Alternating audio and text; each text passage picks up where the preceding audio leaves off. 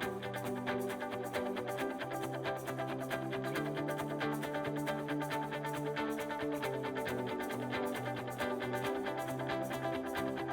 hello and welcome to Forum 360, a program with a global outlook, bringing it down to a local view.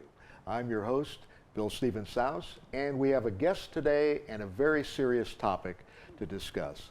Our guest is Lynn Hermensky from the Hospice of Western Reserve. And it's good to have you here on Forum 360. It's great to be here. Thank you so much for having me. One of the most serious topics I've ever talked about on our program is death and dying, and how we are treating our loved ones and our patients. And this is why we're going to talk about hospice. Our area is the Western Reserve, so we are fortunate to have an organization that is basically branched out throughout the Western Reserve region. That's correct. It is Hospice of Western Reserve. Lynn, tell us a little bit about your involvement, how you got involved in this program, the Hospice of the Western Reserve. Absolutely, and thank you again for having me on with this topic. A lot of people are so afraid of the word hospice and talking about hospice, and my job as a provider relations manager for Hospice of the Western Reserve is providing education to the community, the Western Reserve community, to let them know that, don't be afraid of hospice. It's a wonderful service that can help people at end of life. And how I got involved, I was working with in assisted living with people with Alzheimer's and memory loss. And hospice came in, Hospice of the Western Reserve came in a lot, and I saw what they offered and what they were doing to help the residents every day. And we couldn't have done it without them. And it was just a wonderful, just watching how they came in to provide care to people at end of life. Right. That's when I became very involved. And as soon as there was a position open, I knew that I wanted to make a difference in people's lives at end of lives.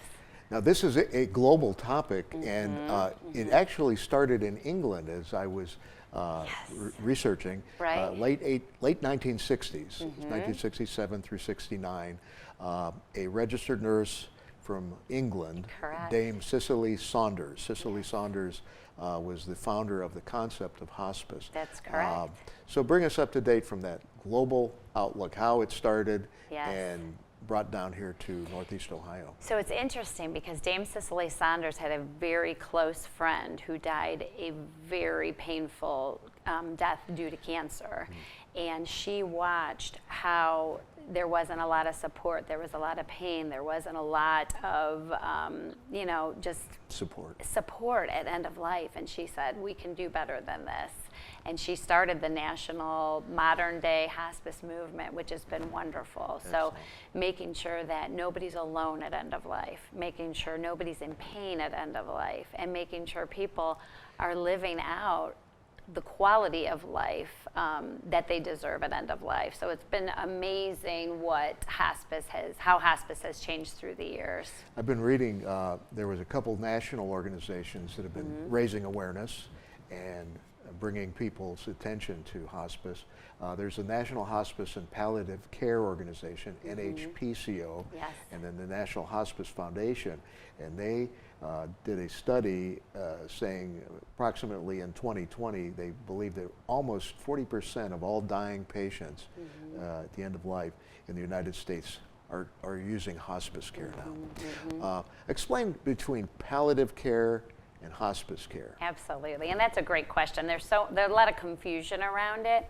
So with hospice care, it's for people that have an illness, a diagnosis, whether it be cancer, heart disease, lung disease, stroke, kidney disease, Alzheimer's disease. There's all different kind of diagnosis that can lead to, end of life, terminal diagnosis.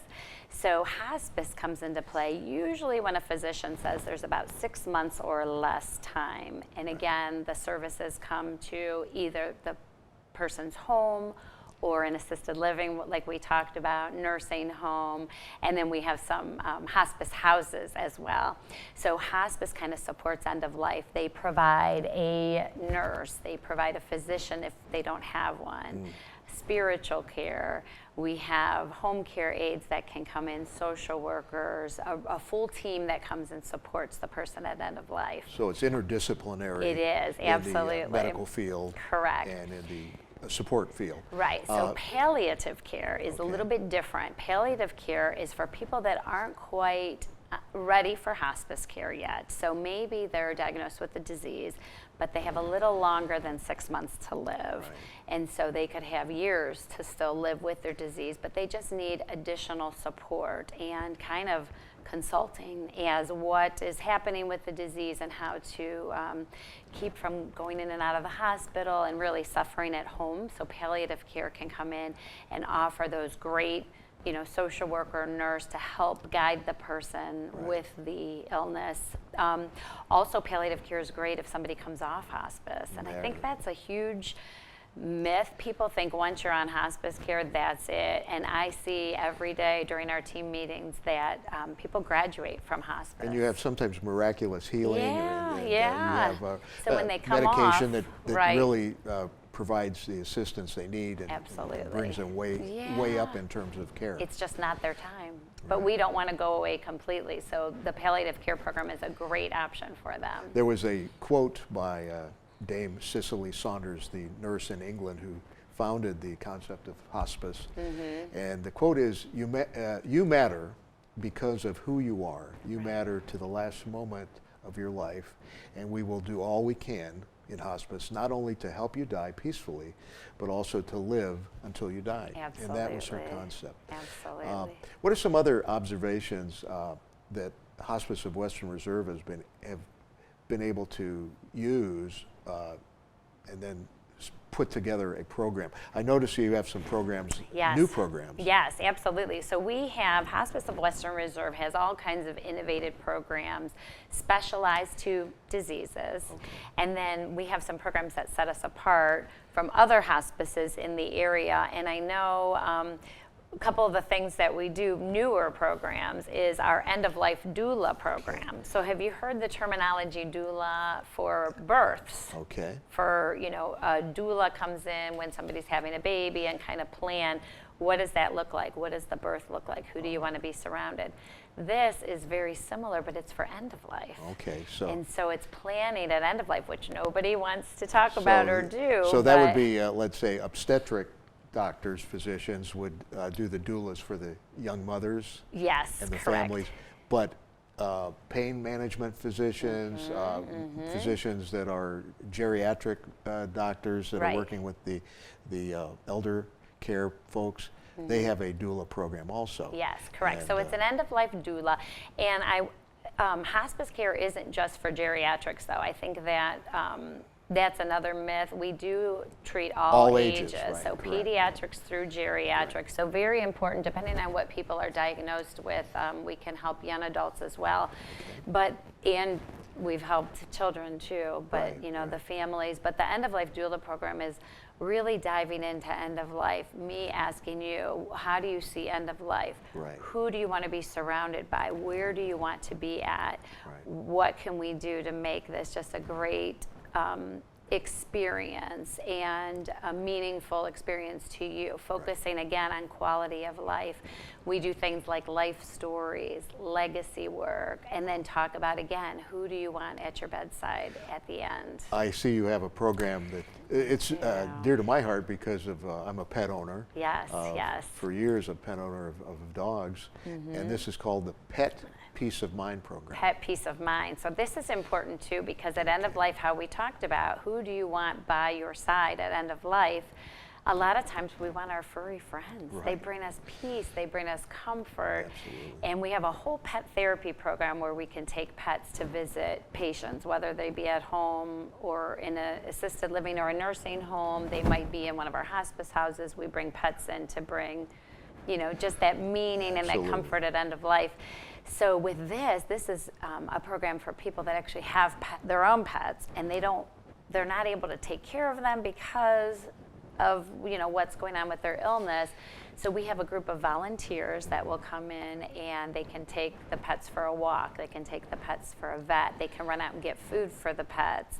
And then once the patient passes away, they're able to help to rehome the pets. And that's a huge, if you're at end of life and everything's kind of, you're trying to plan for the future, it's just a huge weight off of their shoulder that will help them for this. Now, let's talk a little bit again about the funding for someone going into a hospice care program. Obviously, we have hospitals, we have Medicare. Right.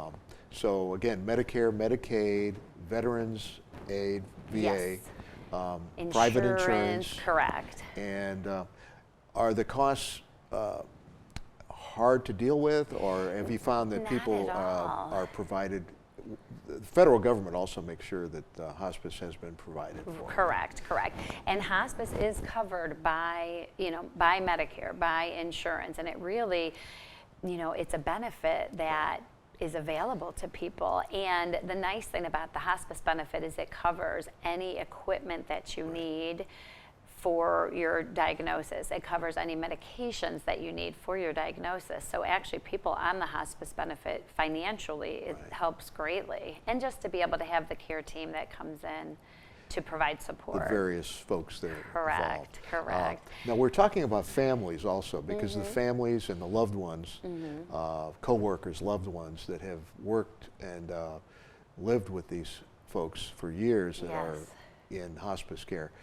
You have grief counseling. We do. You provide, as a matter of fact, the most current newsletter you've put out. If people see the Hospice of Western Reserve newsletter, it is about grief. It is, right.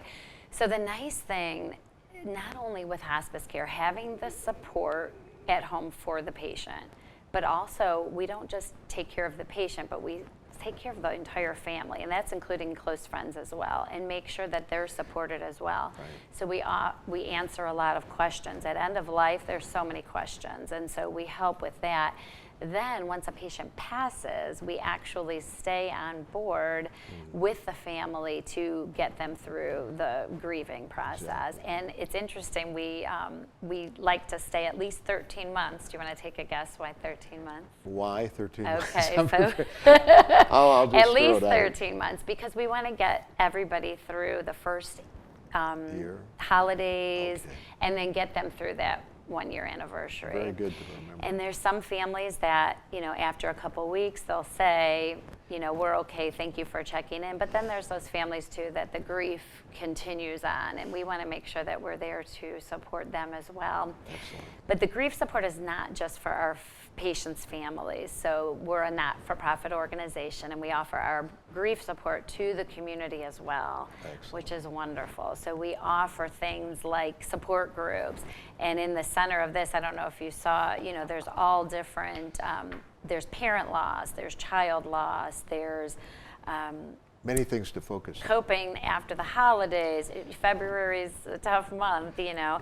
There's COVID-19 loss. Right. So We'll talk about that shortly. Yeah. You're listening and watching Forum 360, a program with a global outlook and a local view.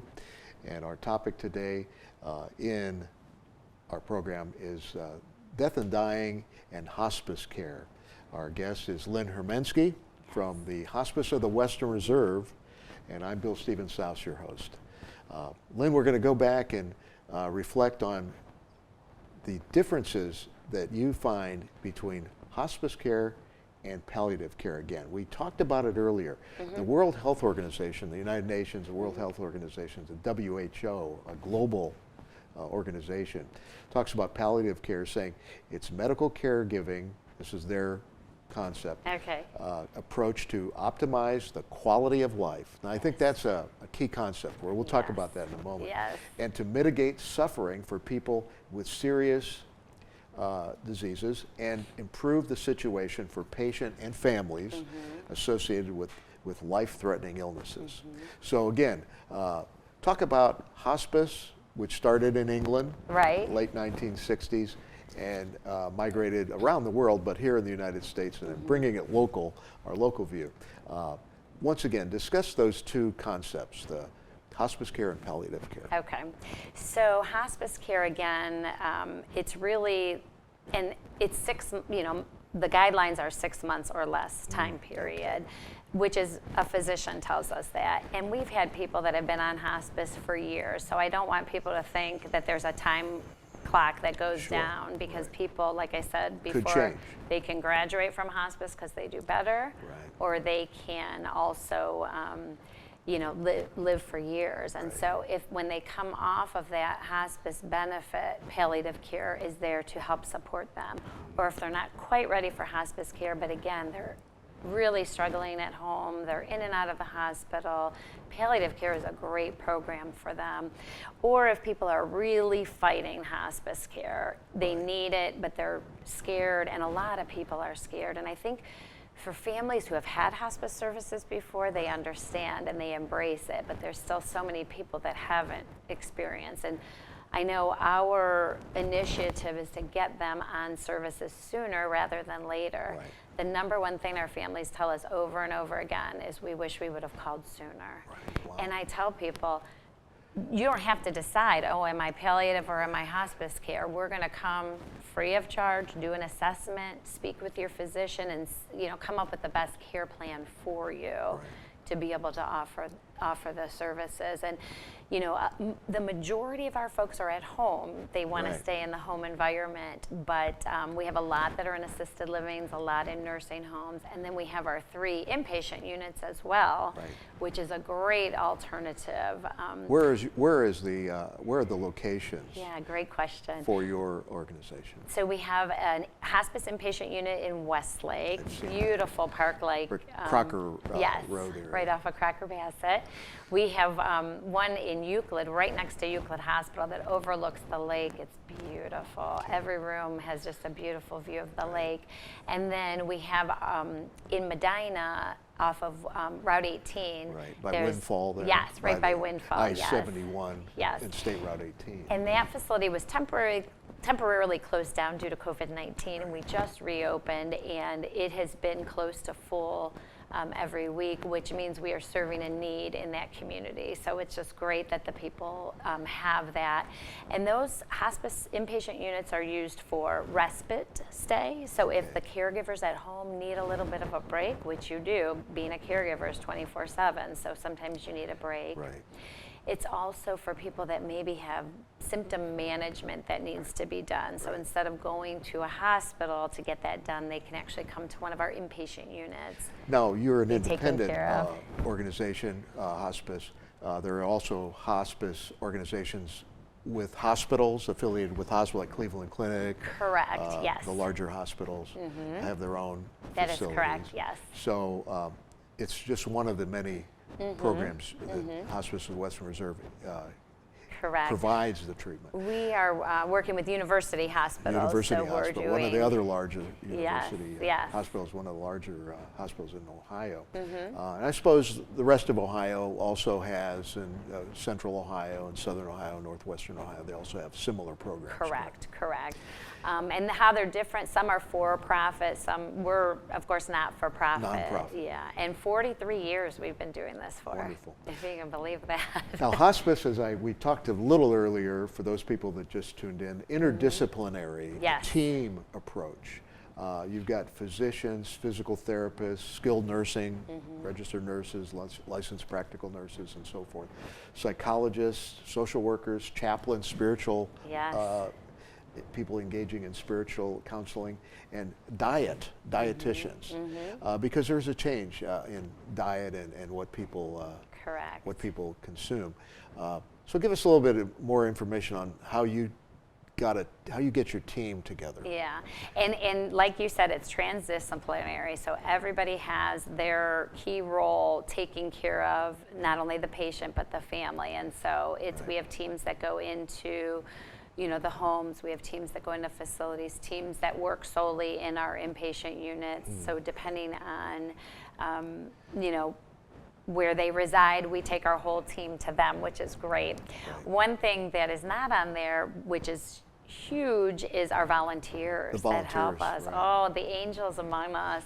So we have volunteers, thousands of volunteers that help to support this team, and we have volunteer hairdressers, volunteer attorneys, volunteers that do pet therapy, aromatherapy, music therapy, art therapy. Wow. It's how do you amazing. train your volunteers, or how do you? We have a full training program, so I urge the listeners today, if you have some free time and really want to make a difference in people's lives, we do all of the training and continuous education, so they're constantly being trained.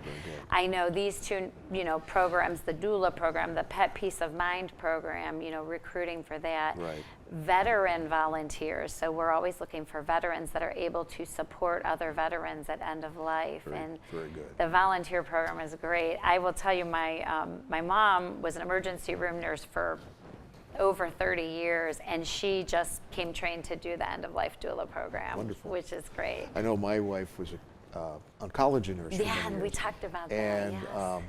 many of her patients eventually went to hospice. And so hospice care is that special kind of care. And I said earlier, there's that term quality of life. Correct. How does that, describe what that means to you and some of Right. your coworkers? Right. And there's a tagline that I love that says, hospice is not giving up, hospice is taking control. Right. And really what that means is you're leading this team that comes to help you to say what quality of life is for you at end of life. Where do you want to be at end of life? How do you want to be supported? Who do you want by your side? And then utilizing moments to remember, where we say, what's something that you want to do, Your before you bucket pass list. away? The bucket Exactly, list, exactly. And we've the gone. final desire. Yeah, we had a woman who went to watch the Cleveland Indians right before they turned to Changed it. Guardians. Yeah. And had just a great trip. We've gone to Cavs games, casinos, fishing trips, meals to remember. So there are some visits and leaving the home. And quality, not Quality focusing on the illness, but focusing on what life we have left and how we're going to make the absolute best of it.